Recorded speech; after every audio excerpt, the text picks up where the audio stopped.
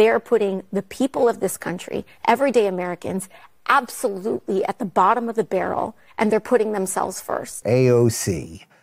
Here she is, basically explaining that Republicans are bad because they're into impeachment, something that she was into for an awful long time when there was a certain orange man that was president. What they're using and what they're doing is taking impeachment and taking all of the most serious procedures that we have as a country, and they're learning to use it for they're politically weaponizing it for an election purpose, for a political purpose, and in doing so, they are putting the people of this country, everyday Americans, absolutely at the bottom of the barrel, and they're putting themselves first. It's a selfishness that really endangers this country. It endangers our electoral process. It endangers our legal process. It's deeply cynical, and it's done to reelect themselves and line their own pockets. All right. As you know, everything she just said Republicans are doing is exactly what Democrats did when Trump was president, right? 2 impeachments. Nobody even remembers what they were for. Both of them failed, obviously. One of them, the January 6th one, he was already leaving, like he was on the way out anyway, just utterly pointless and utter waste of time and money and brain power and everything else. And there's not a lot of brain power with that woman.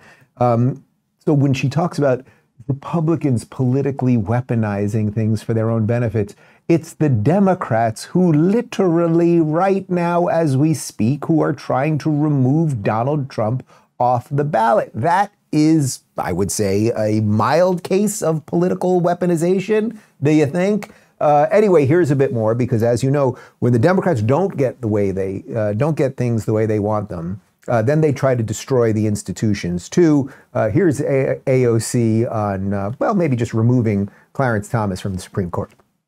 So why do you think he should recuse himself? I mean, I think it's very clear. Clarence Thomas, and rather his wife, Ginny, participated in the events of January 6th.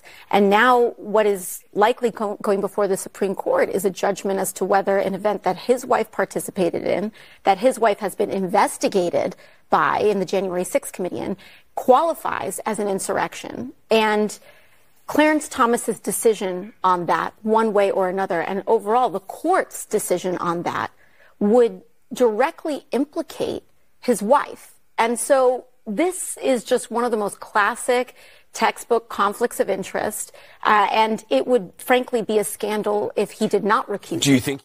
What an absolute farce. And I did watch the extended version of that. He offers no pushback. Anderson Cooper offers no pushback. He is just a corporate mouthpiece. That is all he is. You see what AOC did there at first. At first, she tried to imply that Clarence Thomas himself had something to do with the insurrection. Then she backtracks, says it's all about Ginny Thomas. Again, what she's referring to is that these cases in Colorado, and where's the other one? And Maine, where they've removed Donald Trump from the ballot for insurrection, something he hasn't been convicted of, that's going to obviously, those cases will work their way up to the Supreme Court. And I just have no doubt that the Supreme Court is going to do the right thing and reverse them. But she wants Clarence Thomas to recuse himself from that because she doesn't like Clarence Thomas, because she doesn't like an uppity black guy who doesn't think the way she thinks.